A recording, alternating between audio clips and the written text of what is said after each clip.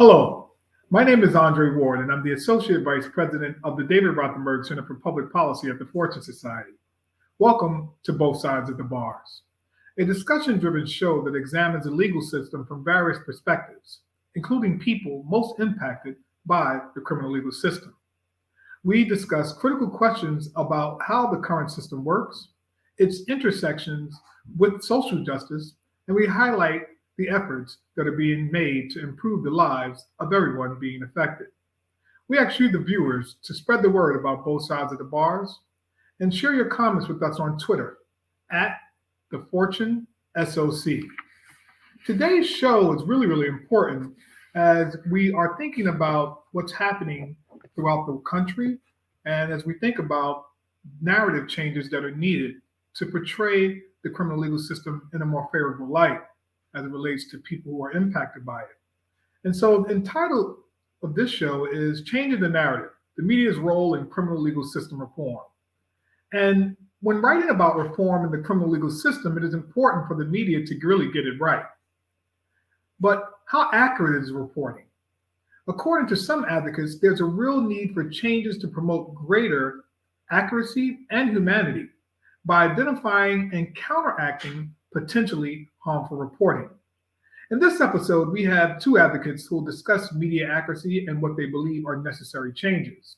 There are M.K. Kaishian, who is a partner at Kaishian and Klein LLC, which is a New York City-based boutique civil rights and criminal defense firm, who began her career as a public defender and continues to primarily represent individuals and their loved ones harmed by the New York City Police Department and Department of Corrections. Also joining us is Dyjuan Tatro, a legal system reform advocate and strategist. And as an alumnus of the Bar Prison Initiative, he has leveraged his education and experience to shift public policy in favor of expanding college and prison. Dyjuan and NK, thank you so much for joining me today. We really appreciate you weighing in on this really timely and really important discussion around changing the narrative and the media's role in criminal legal system reforms. And, I'll get right to it. You all are no strangers to this work. You have been immersed in this work for some time as someone directly impacted or someone who saw things on the periphery, but sought to get deeper into the center of it to really change things. And so I'll start off with you, Dyjuan, right? Dyjuan, as you're thinking about this work, what role does the media play in manufacturing consent around crime and policing? And I've heard you use this term before about manufacturing consent. So talk to us about that. Like, what is the role of the media in playing in manufacturing consent around crime and policing? Yeah, so manufacturing consent is a analytical framework for understanding how the media functions in regard to persuading, manipulating how we perceive the world, right? It is a mass media concept. And what we see around crime, particularly in New York City, is that media coverage around crime, or specifically around bail reform, is in total disproportion to actual crime rates, right? And if we change our frame here and look at just Fox News, right, what we see is that in early September, Fox's crime coverage ticked up exponentially, not because there was any uptick or spike in crime in the US, but because Democrats had begun leading in national polls in the generic ballot, right? And so what we're seeing is media organizations like Fox playing a political game around crime coverage rather than informing the public around real public safety issues. And I know some people may be thinking about what I'm saying and say, well, I don't watch Fox News. Why does that matter to me? Well, Fox's coverage spiked. Democrats started responding to that on the campaign trail. And then what we see is that CNN and MSNBC's coverage, there's a lag time, but then their coverage also spikes, not as dramatically.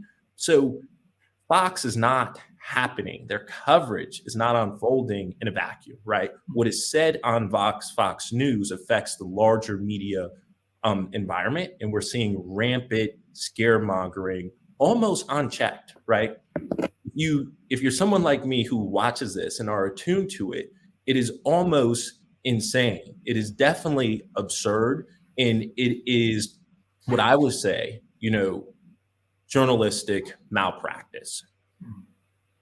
Yeah, and when you think about that, right, our colleague Scott from Zealous had just tweeted out something, right, that showed, right, while crime has been like at a certain level, not a major spike or increase, but at a certain level is pretty steady. The media coverage of crime, however, is disproportionately higher than what is actually happening with crime in and of itself, which speaks to this kind of like misinformation and false narrative, and how our communities oftentimes in viewing criminal justice issues, right, looks at it from this fatalistic and narrow kind of perspective. I want to turn to you, MK, right, to kind of talk about bail reform. I know you're focusing on that and some other things. So, what did bail reform in New York set out to do? And what is the status of the law now? And how has the use of language in certain narratives impacted the fight over the law? Yeah, of course. Thank you so much for that question. And I think that it's everything that Dyjuan said. I want to echo, and is echoed actually in the answer that I'm about to give, which is that bail reform went into effect in 2020. It was passed in 2019. And the purpose of the law was, in certain limited scenarios, to somewhat even the playing field between people who had money, just financial means, liquid wealth, and those who did not. Because what had been happening, and what continues honestly to happen in some iterations, is that people who can afford to buy their freedom or the freedom of their loved ones remain free pre-trial, and those who cannot afford that don't. And so effectively, bail was functioning as a means test, and it continues to do that, by the way. But it was the effect of bail reform was to at least eliminate that issue in certain circumstances. And that mainly applied to lower level cases. So we're talking about misdemeanor cases, felonies that are not classified as violent, and other limited scenarios. And also there are significant exceptions. So for example, if someone is on parole or if they're rearrested, there were scenarios in which an otherwise bail ineligible case would become eligible for bail. So we're not talking about sweeping huge reforms, certainly not the sort of radical reforms that it was cast as by its opponents. And yet, bail reform was the subject of a significant misinformation campaign and continues to be. You hear the bail reform rallying cry by the GOP, but also accepted as a framework by Democrats, and to their detriment, because what we have is a very successful policy that did introduce a modicum, really so little equality into the system, the pretrial system, and yet it was really scapegoated for anything and everything that went wrong, including at the height of COVID. While other issues are happening where people are suffering economically and with their health and with the death of their loved ones and being disrupted in all sorts of ways, bail reform was still being pointed to inaccurately, of course, as the scapegoat there. And the law is still intact, but not totally. So it actually went through 2 rounds of rollbacks as a result of that concerted disinformation campaign, once by former Governor Andrew Cuomo, and again under current Governor Kathy Hochul. And so the law is still intact somewhat, but significant rollbacks were already made, unfortunately, because in large part, Democrats did accept this fear-mongering framework from Republicans and attempt to sort of out-jail them, which is something that we should never be engaging in at all. Yeah, when you think about that, right, the notion of what bail reform was designed to do is essentially, right, to allow for people, right, who had not been convicted of any crimes or anything to, at least in some measures, right, to be able to be with their families, right, while they're facing whatever charges that they have been accused of.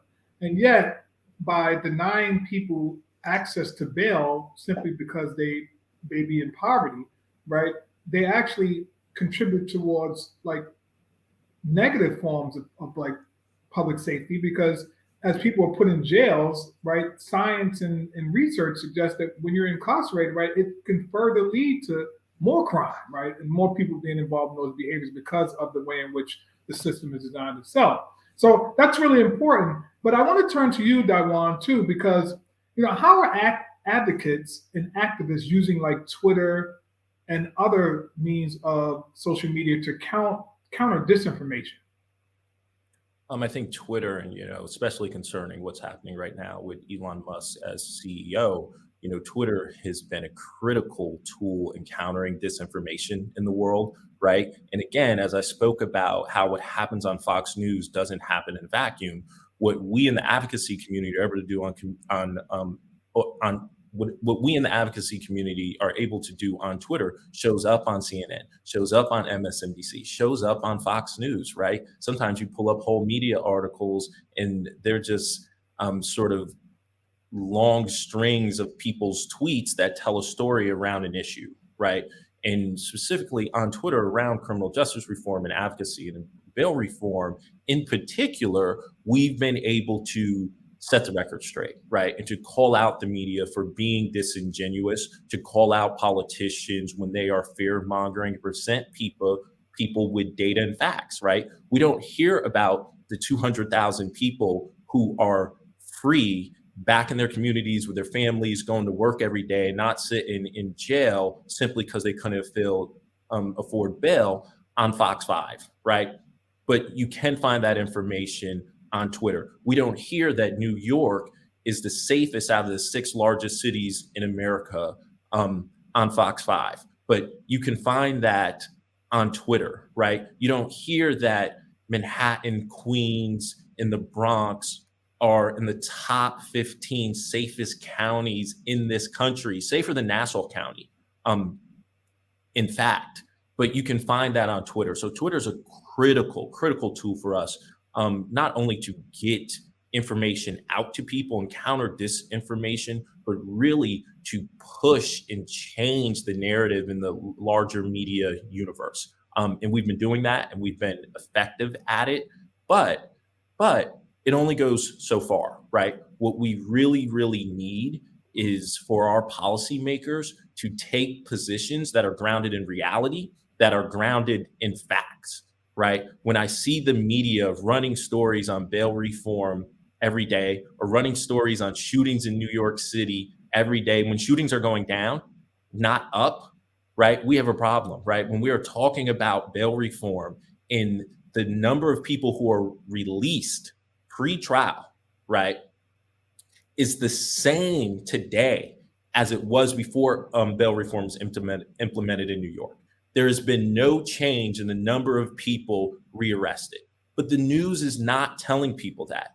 And politicians find it all too easy, because they're often misinformed, to roll with these larger, broader media narratives rather than countering that. Right. And, I've been really impressed by how John Fetterman has stood up to the attacks against him in Pennsylvania around him hiring 2 formerly incarcerated and wrongfully convicted men onto his campaign. And he stood by just simply doing the right thing in the facts of the case. Right.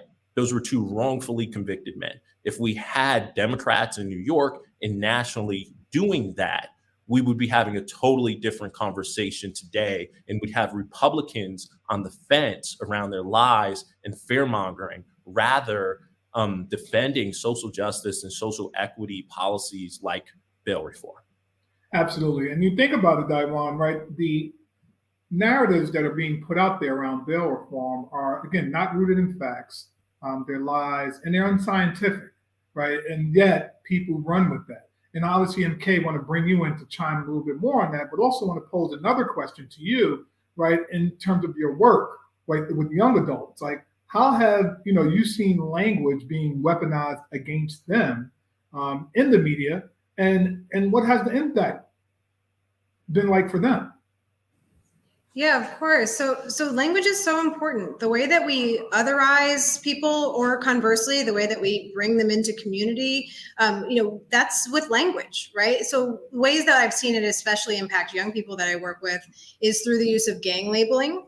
Of course, I want to be clear, people who are affiliated are allowed to be affiliated. There's nothing actually illegal or wrong inherently about being part of a crew.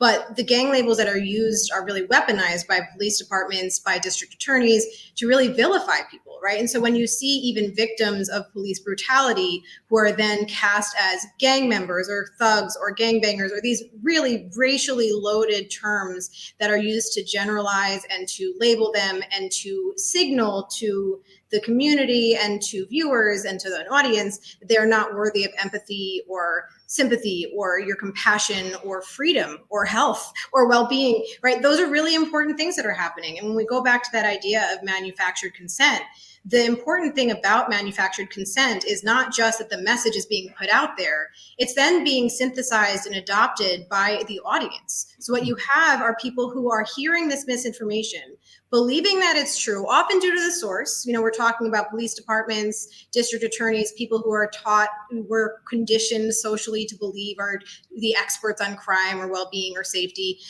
telling us that something's true even when it's not, portraying things as accurate, and then quoting the will of their audience that they had willfully deceived in order to justify the implementation of more policies that jail more people, that other more people, that exclude more people from the social contract. And that's what we have over and over again, not just with bail reform, but also with other forms of incarceration, with lack of access to food and healthcare and homes. And so we see that in every facet of life. And when people are wrongly in the belief that if they personally are not impacted by the criminal legal punishment system, that they're going to be fine. That's not true, right? We're all interconnected and all of these things are related to one another. And so we're really all getting sicker for our reliance on jail and prison and the other things that harm our communities, our loved ones, and our neighbors. And that leads me obviously to Dyjuan, right? In terms of, the need to organize, right, people in a way that has impact to counter these narratives. How can we begin to further hold the media accountable, Dyjuan, for publishing misleading information? Well, I think one of the ways of doing that is canceling your subscription, right? I canceled my subscription to the New York Times because of their constant blatant lies around bail reform in New York, right? And also in tandem with doing that, right, plugging yourself into alternative and trustworthy media sources, right? There's some really, really amazing people that you can follow on Twitter if you want real and accurate information about what is happening around crime and criminality in New York City and in America, right? And then I think also we just sort of drill down really into better educating people about how to analyze statistics and how to use data, and also bringing facts into what are, I think, some really, really subjective conversations that we have every day with not even, people we work with, people we sit down to the dinner table with. I have friends who say to me things like, oh, I don't feel safe in New York City. And I said, well, why not? Right. And then we have this whole conversation, and it turns out that they learned that from the news, right? They don't feel safe because the news told them to feel safe. And I say, well, actually, here are the facts. And like what you're saying doesn't align with your reality. You've never been impacted by crime, right? And yet you feel unsafe, right? You should have a problem with the media for playing on your fears and susceptibility to crime and criminality in this country, which is deeply rooted in systemic racisms, right? And so we have to have those conversations. We have to better educate people. We have to be looking for reliable and trustworthy media sources, and even around policing, right? People think that policing produces public safety. There was just a study that came out in California that showed that policemen 89% of their time making traffic stops and were stopping Black people 5-1 to white people, right? That does not produce public safety. That produces revenue for the counties that they're in, right? And so most people, when I'm having a conversation with them around policing, they actually have no idea what police do, right? And I have to walk them back and say, hey, the police are not producing public safety, right? The road to public safety is us making decisions and allocating resources in society that make communities safer. That is housing, that is healthcare, that is education, right? The most police communities in our society are the least safe, right? And part of this entire equation is how the media has impacted how people think about crime, criminality, policing, right? We have to unplug from the MSNBCs and the CNNs, right? Because they are addicted to law and order, to crimes of narrative, And Andre, not because they want to inform people or educate people, because it sells, right? Fear sells. We have to continue to call them out, but we have to unplug and find trustworthy sources to get information, particularly around crime and criminality. And there's some great publications out there, right? If you're not someone who wants to follow someone on Twitter, right? Sign up for The Appeal, sign up for the Marshall Project, watch shows like this, right? You will be better informed and less scared, and that is a positive. Absolutely. And when you think about this, and I want to turn to you, MK, as we move to close soon, but when you think about this racialized system, right, in the sense of institutional and systemic racism as it relates to policing, right, there are many that maintain and arguably say that on the one hand, in Black and brown communities, it's about law and order. But in other communities that are non-Black or brown, and white communities, more affluent communities, or just white communities generally, it's about serve and protect. And that whole notion, right, of how policing affects communities is something that's significant in how the narrative is told based on that dynamic. And so, MK, I want to turn to you, right, because you have been doing some additional work, right, around this, looking at the way policing is happening in communities, and why are police versions of events so often taken at face value and repeated by the media without fact checking? And what impact does this have on public perception? Yeah, that's such a great question. So as a civil rights attorney, I was a public defender for several years, and then I became a civil rights attorney. So I've been working with victims of police misconduct and brutality for my entire career, but also as a lifelong New Yorker, this is something that I've always cared about. These are our community members. These are our neighbors. These are my loved ones, your loved ones, that this is happening to. And so it matters so much. And I think that for two things, we need to not just professionalize this issue, in terms of I think that there's a sense that only a pundit class cares about this in a way that people have the luxury of talking about abolition or police abolition only if they're in a neighborhood that is safe, and that just isn't true at all. And it erases the work of incredible Black and brown people who've been doing this for so much longer than many famous white people have.